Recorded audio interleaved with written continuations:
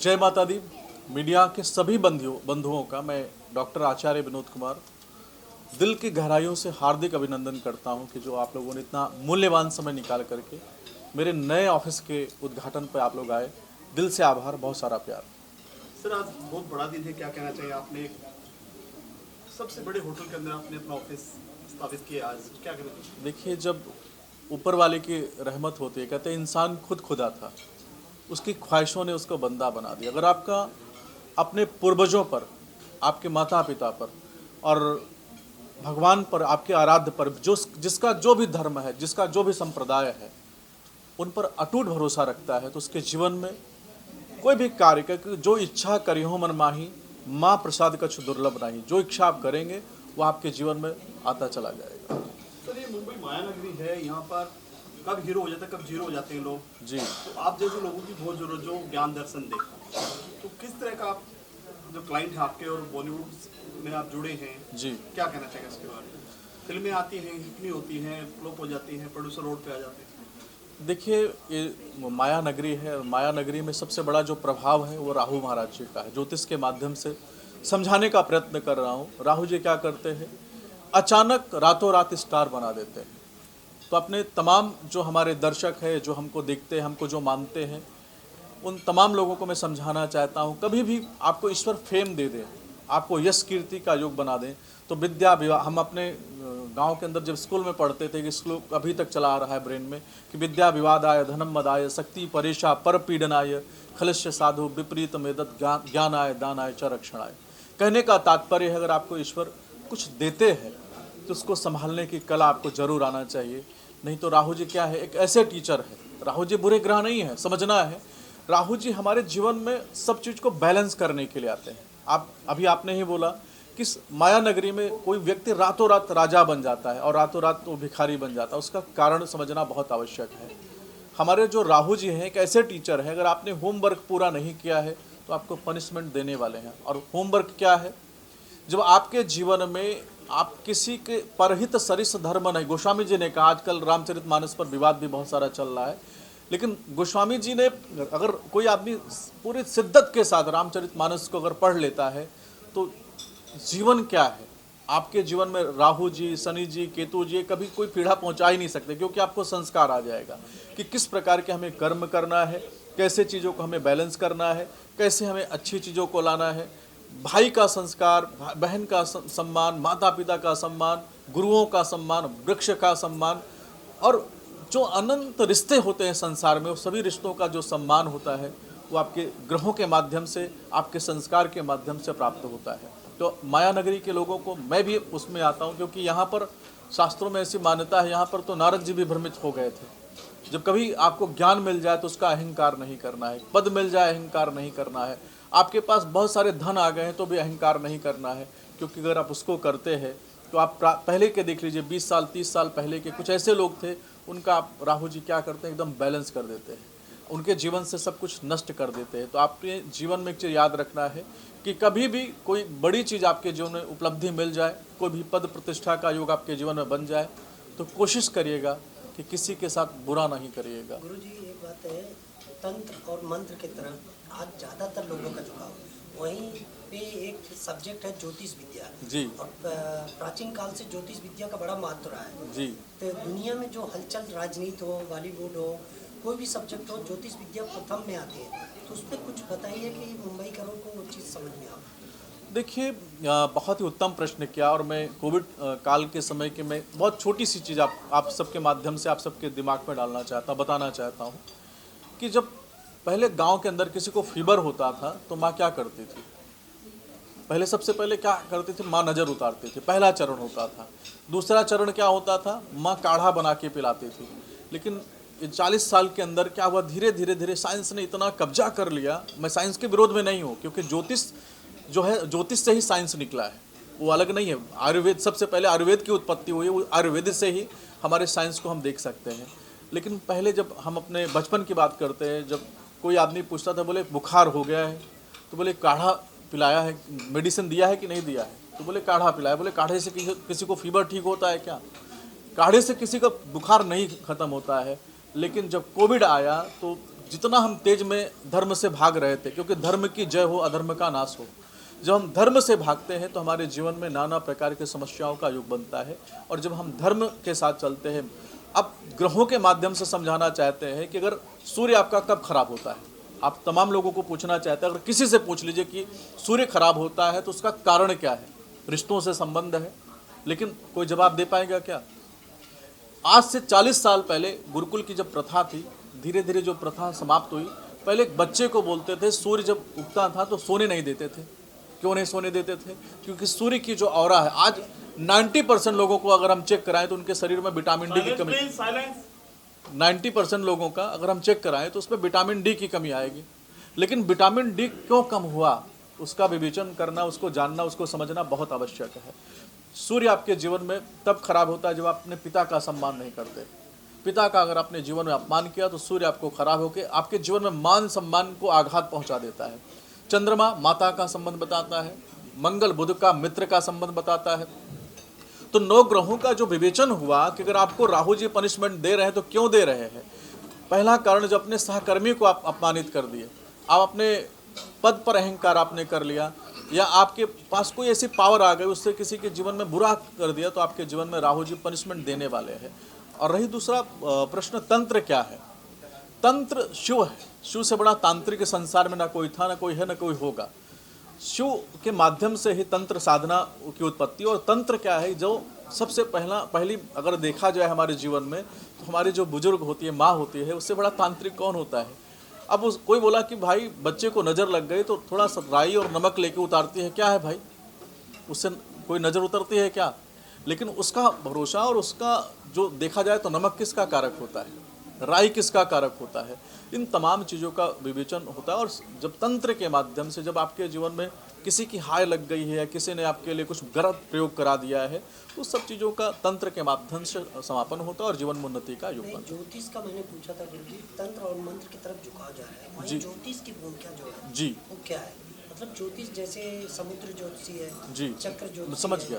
गंगा ज्योतिषी, 10 टाइप के जो ज्योतिष है उसके बारे में बताइए। आप आचार्य हैं, डॉक्टर हैं, PhD जी, कुछ ज्योतिष के बारे में बताइए जो लोगों को समझ में आए। देखिए, अलग अलग ज्योतिष जी, देखिए, ज्योतिष एक ही है, वैदिक ज्योतिष जो वेद पर आधारित है, ज्योतिष एक ही है। और एक किसी ऋषि ने कहा कि जो बात दवा से हो न सके वह बात दुआ से होती है, मिल जाए अगर कोई काबिल तो बात खुदा से होती है। कहने का तात्पर्य है कि ज्योतिष हमारे जीवन के जीने की कला को दर्शाता है। जो अभी हमने समझाया कि ज्योतिष जो 1000 ज्योतिष निकले, लेकिन वैदिक ज्योतिष अगर पहले देखा जाए, आज से 60 साल 70 साल 80, आज हरी किताब, लाल किताब, काली किताब, पीली किताब, कुछ दिन में और भी सारी जो कलर है भी नहीं उसके कलर, वाइट किताब भी आ जाएगा।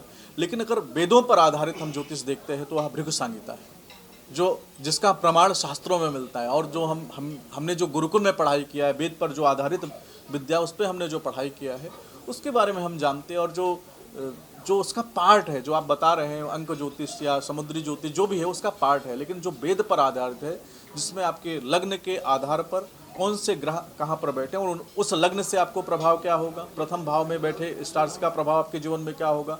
तो कहने का तात्पर्य जो वेद पर आधारित है, हम अपने नाम के आगे भी लिखते हैं वैदिक ज्योतिष, वेद पर ही जो आधारित है। जो वेद क्या है?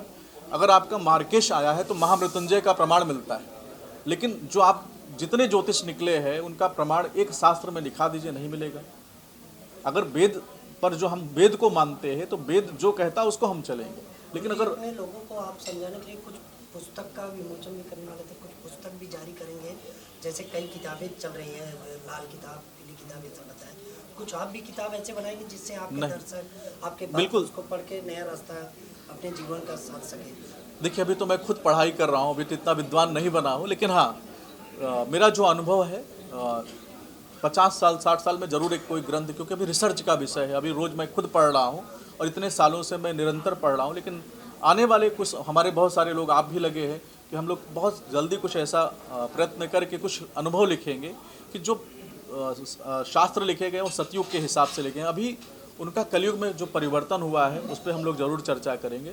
कुल मिला के जो अभी हम वेद पर कर रहे हैं, और वेद समुद्र है, उसमें से हमने सिर्फ एक बूंद उठाकर हमने अपने जीवन में लिया है। अभी तो उसको और पढ़ना है और गहराई में जाना है, और जब समय आएगा तो ज़रूर करेंगे। सर, आपको क्या लगता है कि फिल्म इंडस्ट्री पंडित जी को, एस्ट्रोलॉजर को मानते हैं, और कुछ लोग हैं भी, जैसे मनीषा खटवानी है, पत्ते देखकर भविष्य बताती है। आपका माध्यम क्या है इसके अंदर, हाथ देखकर या फिर कुंडली देखकर? जी बिल्कुल, देखिए सबसे पहले जो माया नगरी का संबंध है माँ लक्ष्मी से है। लक्ष्मी जी के जो पति है नारायण है। वेद क्या है, भगवान शिव की चक्षु और भगवान नारायण जो है अपने शिव को आराध्य मानते हैं। कहने का तात्पर्य है कि जो वेद पर आधारित, वेद क्या करता है, कुंडली बनाता है। हस्तरेखा तो ब्रह्मा जी के सिवा कोई पढ़ने वाला है नहीं। पत्ते उत्ते का हम किसी के विरोध में नहीं है, लेकिन हमने अभी थोड़े समय पहले बोला कि जो वेद है, जो वेद बोलता है उसी के आधार पर हम कार्य करते हैं। हम कोई हरी किताब पे काम नहीं करते, कोई लाल किताब, कोई टैरो पे हम काम नहीं करते, क्योंकि उसका कोई आधार नहीं है। वो हमारे द्वारा इमेजिन की गई, जैसे अभी बोला कि मैं अपना अनुभव लिखूं और एक किताब हमने बता दिया, लेकिन वो वेद पर आधारित नहीं होगा, वो हमारा अनुभव है। तो जो जितने भी चल रहे हैं, किसी के विरोध में नहीं हूँ, लेकिन कुल मिला के मैं बोलना चाहता हूँ कि जो वैदिक ज्योतिष है हम उसी पे कार्य करते हैं और हम कुंडली के आधार पर ही किसी का भविष्य बताते हैं, उसी का उपाय हम बताते हैं। गुरुजी, आजकल परिचय वाली विद्या बहुत चल रही है, खासतौर से मध्य प्रदेश में जी। और 1 किलोमीटर की दूरी पर वहाँ पर कई परिचय वाले बाबा जो हैं देखे जाते हैं। जी अभी TV9 ने एक खुलासा किया है बहुत ही रिसेंटली, जी एक बाबा को लाकर, जी और उसको कुछ अपने एस्ट्रोलॉजर और कुछ गुरु लोगों ने खास तौर से वो माफ़ी मांग के गए हैं। तो ये परिचय वाली जो विद्या है, तो ये कौन सी सिद्धि है या बिना सिद्धि के ये हो जाता है, या केवल एक ट्रिकोलॉजी है, ट्रिक्स पर काम करते हैं, या क्या है? और आपका जो शास्त्र है, आप जिस शास्त्र से आप देखेंगे जी यहाँ पर जो एस्ट्रोलॉजी की आप जो एक मचान बनाने वाले हैं अपने लिए, तो पाया जाएगा आपकी विद्या। देखिए, एक व्यक्ति के कारण कोई, हम किसी धर्म के खिलाफ नहीं जा सकते, और हर धर्म में कुछ ऐसे लोग होते हैं। लेकिन जो सिद्धि होती है, सिद्धि पे अगर चर्चा किया जाए तो सिद्धि कर्ण पिशाचनी विद्या है, या आपको सिक्स सेंस जागृत हो गया, मेडिटेशन करते हैं और मेडिटेशन से आपको ईश्वर की कृपा से आप लोगों के बारे में, ज्योतिष भी क्या है, ज्योतिष किताब पढ़ने से तो ज्ञान मिलता है, लेकिन उसके बाद जो आधार है भगवान की कृपा है। अगर ईश्वर की कृपा है, इस कृपा बिन गुरु नहीं, गुरु बिना ना ज्ञान, ज्ञान बिना आत्मा नहीं, गावहि वेद पुराण। जब ईश्वर की कृपा आपके जीवन में है, अनंत जन्मों का जब पुण्य इकट्ठा होता है तो धन मिलता है। पुण्य और अधिक होता है तो धन के साथ यश मिलता है। जब महापुण्य होता है तो ईश्वर की कृपा होती है, और जब ईश्वर की कृपा होती है तो किसी संत या किसी आचार्य, कोई गुरु, ज्योतिषाचार्य, जो भी आपके जीवन में अच्छे मार्गदर्शक आपके लाइफ में मिलते हैं। अब आपने बहुत उत्तम प्रश्न किया है कि क्या शास्त्र में इनका कोई प्रमाण मिलता है, तो 100% प्रमाण मिलता है। बहुत सारे ऐसे महात्मा हुए हैं, वो कुंडली भी नहीं देखते, आपको सही तरीके से बता देते हैं कि आपका लगन क्या है, आपका जन्म कब हुआ है, आपके माता का नाम क्या है, आपके पिता का नाम क्या है। कुल मिला के अगर उसको देखा जाए तो भृगु संहिता में पहले, हमारे जन्म से पहले हम कितने भाई होंगे, कितने बहन होंगे, हमारे जन्म कब होगा, हमारा मृत्यु कब होगा, शास्त्रों में लिखा है। ये रिसर्च का विषय है। लेकिन एक व्यक्ति के कारण हम इस पे जो लोग क्या है आज आडंबर जो फैला रहे हैं, आडंबर तो किसी का भी हो, हमने अब बोला ना कि आडंबर किसी का भी होगा वो फलित नहीं होने वाला है, थोड़े समय बाद वो आडंबर समाप्त होने वाला है। तो जो अच्छे लोग हैं, जो अच्छे संत हैं, उनको मैं भी प्रणाम करता हूँ, क्योंकि सनातन धर्म का वो प्रचार प्रसार कर रहे हैं, और लाखों लोग अगर किसी को मानते हैं तो उनमें सिद्धि 100% कुछ होती है। जो आडंबर है, आडंबर राहु जी थोड़े समय बाद 6 महीने, 6 साल या 9 साल में उसको समाप्त कर देते हैं। अगर आपकी शिक्षा की अगर बात करें, कहाँ से शुरुआत हुई आपकी और कहाँ से बिलोंग करते हैं, और यहाँ तक का सफर कैसा रहा? देखिए, बहुत उत्तम प्रश्न आपने किया है। मेरा जो जन्म है प्रयागराज के एक छोटे से गांव में मेरा जन्म हुआ है, और हम 14 साल की उम्र में श्री महर्षि महेश योगी जी के यहाँ शिक्षा दीक्षा, हमने वेद विद्यापीठ प्रयागराज में हमने शिक्षा ग्रहण किया है। क्योंकि बहुत गरीबी थी, 6 रुपये फीस नहीं मिला था, तो संस्कृत फ्री में पढ़ाई जाती थी। तो आज लगता है कि अच्छा किया, पढ़ लिया।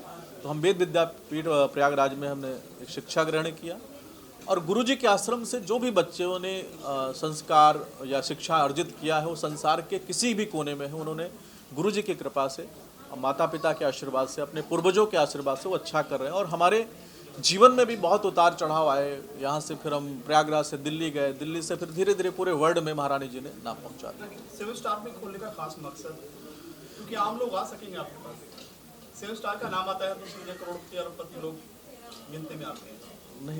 नहीं, बहुत उत्तम प्रश्न है। और नहीं, ऐसा तो नहीं कि गुरुजी आपकी जो इच्छा है, मनो इच्छा है कि पहुँच सिर्फ टॉप लोगों तक, मतलब सारा स्टाफ में आम आदमी के घुसने की अनुमति भी नहीं है। तो आम आदमी कैसे पहुंचेगा? देखिए, बहुत उत्तम इस पे भी प्रश्न है, और हम इस पे भी क्या करते हैं कि एक दिन हम महीने में एक दिन हम फ्री ऑफ कॉस्ट जो है, हम दुनिया के किसी भी कोने में रहें, टेलीफोनिक अपॉइंटमेंट लेते हैं। क्योंकि जब संसार जिस सिस्टम से चलता है, अगर उसके साथ अगर आप नहीं चलते तो आप बहुत पीछे हो जाते हैं।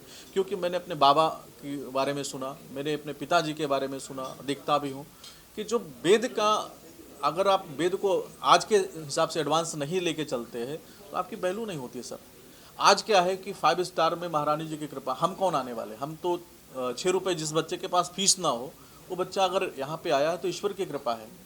सबही नचावत राम गोसाई, अपना बैठ दास की नाई। तो राम जी जो चाहते हैं, माता रानी जो चाहती हैं, आप सबके साथ अगर मुलाकात लिखा था और 5 स्टार में लिखा था तो मैं कौन हूँ? मैंने बोला ना कि डायरेक्टर कोई और है, देनदार कोई और है, भेजत है दिन रैन। क्योंकि मुझे मेरी हैसियत पता है कि 6 रुपये फीस नहीं था, जिस बच्चे के पैर में 14 साल की उम्र तक चप्पल नहीं था, उसको अगर ईश्वर ने इतनी कृपा किया है तो उनका ही आशीर्वाद मानते हैं। और दूसरा आपने प्रश्न किया कि गरीबों के लिए, तो हम 650 गरीब बच्चों को हम अपने धनार्जन से पढ़ा रहे हैं।